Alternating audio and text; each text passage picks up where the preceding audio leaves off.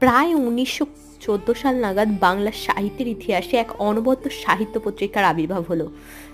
প্রমথ চৌধুরীর সম্পাদনায় প্রকাশিত এই পত্রিকা সবুজ পত্রিকা নামে পরিচিত ছিল। সবুজ পত্র পত্রিকার আয়ু ছিল 1914 থেকে 1927 সাল পর্যন্ত। সবুজ পত্রে কখনো কোনো বিজ্ঞাপন এবং ছবি প্রকাশিত হয়নি। কলকাতার 3 নং হেস্টিংস স্ট্রিট থেকে প্রকাশিত এই পত্রিকার বার্ষিক মূল্য ছিল 2 টাকা 6 আনা।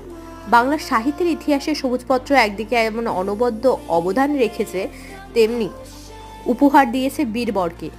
দ্বিতীয় দান চলিত ভাষার প্রতিষ্ঠা, তৃতীয় এবং সবচেয়ে মহত্তম দান রবীন্দ্রনাথ ঠাকুর। প্রমথ চৌধুরী এবং রবীন্দ্রনাথ এই দুজনেই সবচেয়ে বেশি প্রয়োজন ছিল সবুজপত্রের। প্রথম জনের আত্মপ্রকাশের জন্য, দ্বিতীয় জনের নতুন হওয়ার জন্য। বাংলা সাহিত্যের ইতিহাসে এই পত্রিকা কেবলমাত্র বাংলা ভাষাকে সাধু প্রভাব থেকে মুক্ত করে